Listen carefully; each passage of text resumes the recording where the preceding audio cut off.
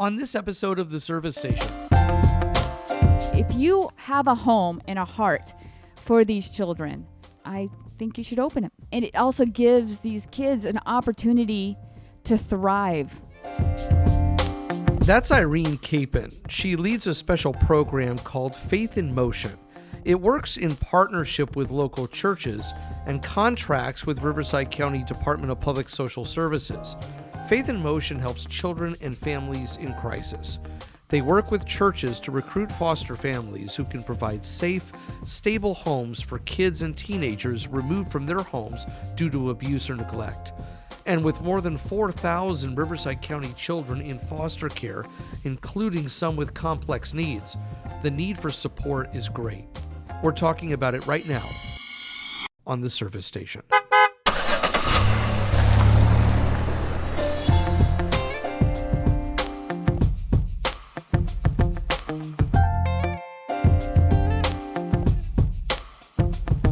Irene Capen joins me now. Irene, welcome. Thank you. Great to have you with us. All right, so before we talk about more about Faith in Motion, I want you to tell us a little bit about yourself because you're a mom. You've fostered children and adopted, right? Correct. Tell us about, I guess, your journey and all of that. Sure. So a few years ago, I was at a women's retreat and I was having breakfast with a new friend and she was kind of distracted. And I said, "What's wrong?" And she said, "My foster son, I'm worried about him. He's at home with, my husband and the kids, and I'm not there to make sure that he's okay and everything." And that kind of planted a seed in me. I thought, foster son? My husband and I have 3 biological children. Mm-hmm. And so I thought, well, we could always have, make room for more. And so that night I got back to my room. I called my husband and I said, "Hey, Aaron, let's pray about maybe fostering." And he said, "No." And I said, "No." And he said, "We don't have to pray about it. Let's just do it." That was Saturday night. Monday morning, I called Foster All because I knew a little bit of what they did. And I said, "Hey, I want to foster." And they helped me through the whole thing. And so, we never looked back. Since that day, we've had 11 children go through our home. The ages range from 8 months old to 17-year-old with her own 3-year-old. And we were blessed with being able to adopt 2 siblings that came into our home a few years back. And we haven't looked back. It's been fantastic. So now we have 5 children. And what got you into Faith in Motion? When I started fostering, I realized it is hard. It's like I need people to talk to me or help me, or I didn't know what to do. Faith in Motion links faith communities to the foster care system. This is all very hard, one organization, DPSS, to do alone. They recognized what faith communities can be and what they are to the community and how they can help families. And the churches work directly with these families. They have like classes, right? Where they help them through the fostering and the adoption process. Well, for us, for Centerpoint Church, our church, mine, DPSS had asked if we would be willing to host certification classes. So we did.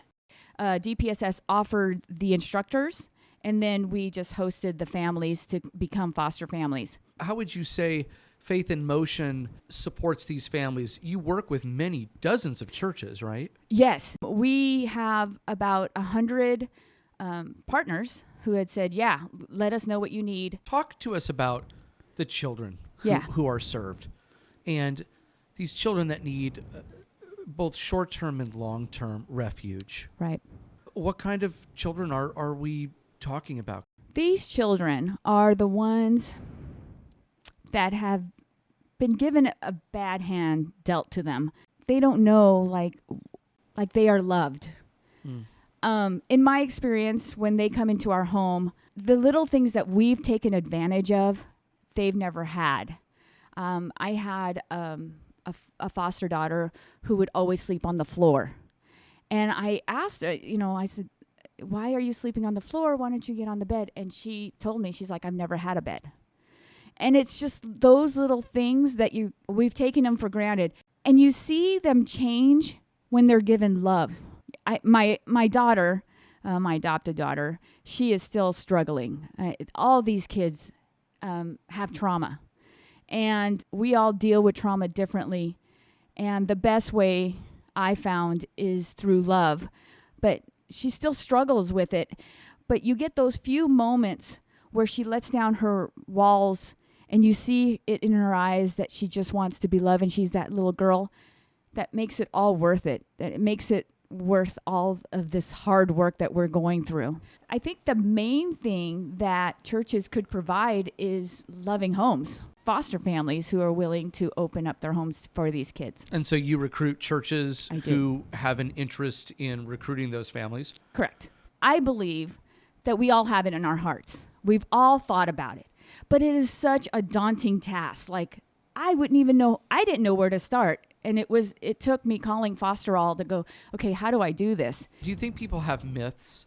Yes. There's a lot of myths out there about foster care. And what are some of the myths that you hear? And I'm sure that that's a barrier to some people in terms of whether they're going to say, I'm going to do this. I'm going to foster a child, right? I think like the bigger myths is that you have to be married.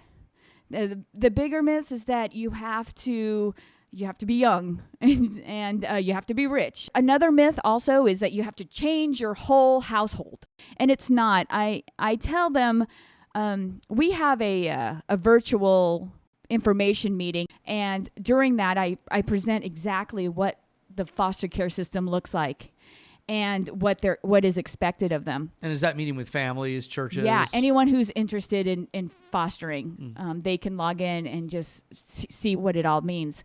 Of the 4,000 roughly plus children who are in foster care in Riverside County, there is a very small percentage that has complex needs. Right. How does Faith in Motion partner with the county to find resources and homes for these children? That's a great question. So when somebody steps up and says, I want to be a foster parent, we have what's called an assessment interview. We ask them, what are your limitations? What do you want in a child? Because what you want, what you allow in your home is really up to the foster family. When we do get someone that says, I am open to teenagers, I am open to medically fragile, I embrace them so much because those are really what we need. But when we do find those families, we link them to foster family agencies that can give them the right training to help support these kids. Talk to us about the partnership and the resources that are there for other children who are in foster care who don't have those complex needs. What's available for them?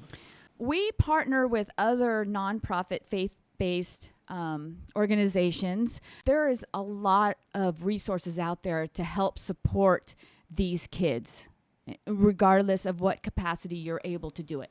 And is that as simple as contacting Faith in Motion? If you contact me, I will make sure I link you to the right place to help you support these kids. All right. So grab a pen and paper, everyone. If you want to contact Irene at Faith in Motion, you can call this number. It's 951-228-5553. Again, that's 951-228-5553. You can also contact Faith in Motion on their website at faithinmotionrivco, RIVCO.org.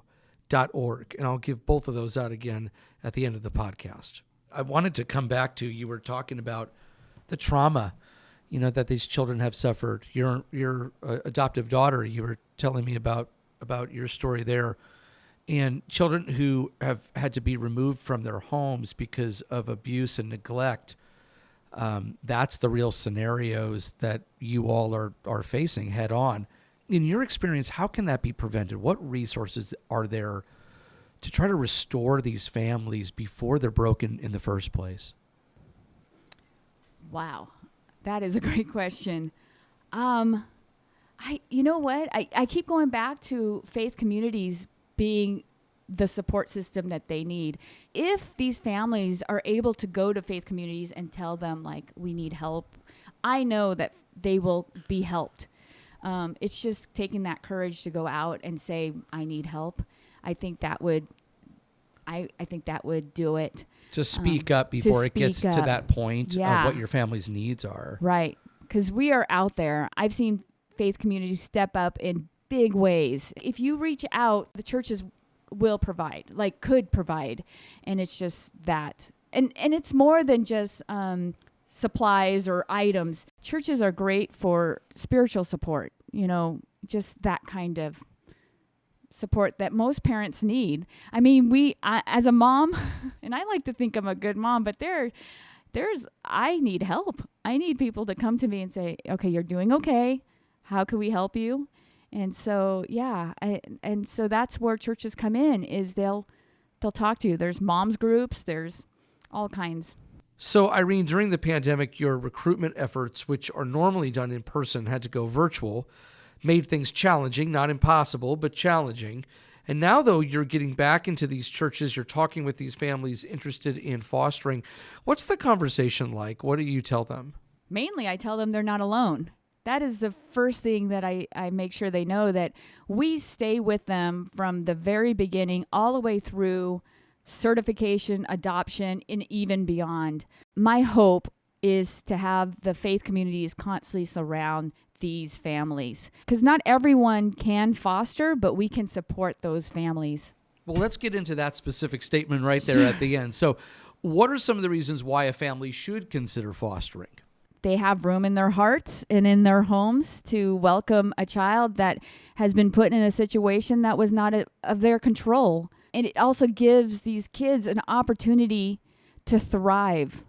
That was one of the things that I noticed with my kids, is when they stop surviving, they thrive. My son came to us when he was 8 years old, and he was in second grade, and he didn't know the days of the week. He didn't know basic information. And in doing some research of his past, we found that he went a total of 6 months of school between kindergarten and second grade. So he had not been given the opportunity to be who he can be. Since that time, he was able to graduate out of an educational program and into general studies. He's been able to play all the sports and do all that stuff. And so that's where I feel like if you have a home and a heart for these children, I think you should open it. And you've seen firsthand how it can just turn around and put a child on a better path forward for their future. Yeah, it changes them. Our son, our first placement at 8 months old, he wasn't crawling. He wasn't doing anything. He just laid there because there was a lot of neglect. Since coming to our home within 2 months, he was crawling. He was walking around. And so it's just that these kids get the opportunity to be kids. Do you hear later from the families that you work with?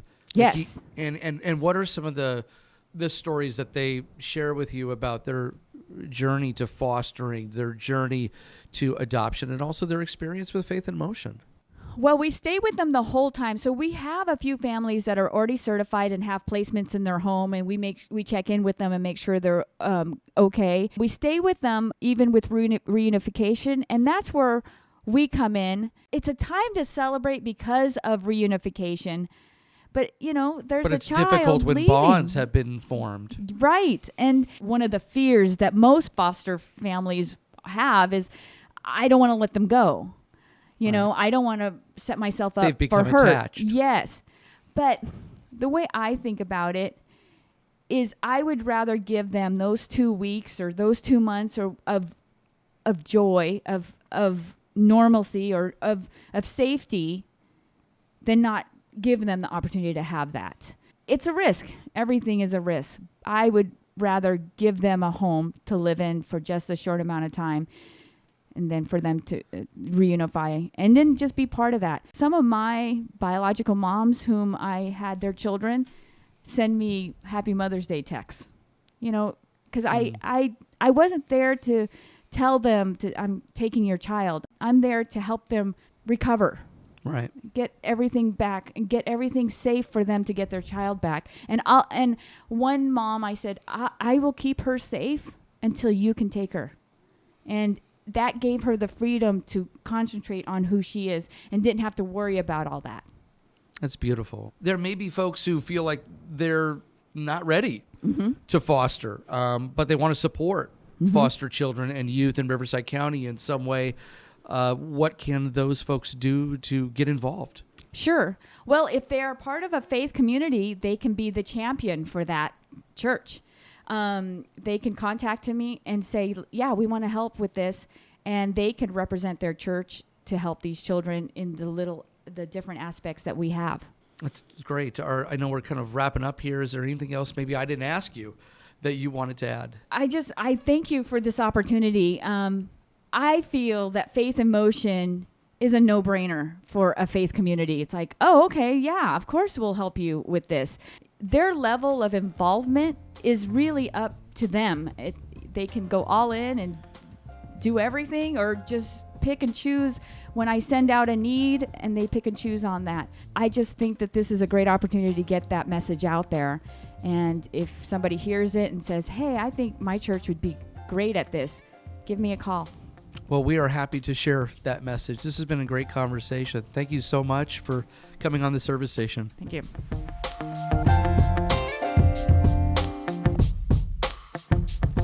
If you want to contact Faith in Motion for help with the fostering or adoption process in Riverside County, visit them online at faithinmotionrivco.org.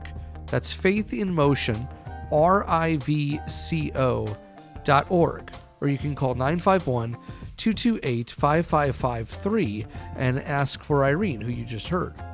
You can also contact Riverside County DPSS to begin the fostering or adoption process, and that number is 1-800-665-KIDS, 1-800-665-KIDS. Well, that'll do it for this episode of The Service Station. English and Spanish episodes are available on major podcast platforms. And if you've got a topic that you would like us to cover on this podcast, don't hesitate to email us, dpssinfo@rivco.org. That's dpssinfo@rivco.org. Or you can find us on social media and message us there. You'll find us on social media @RivcoDPSS. We'd love to hear from you. And as always, thanks for listening.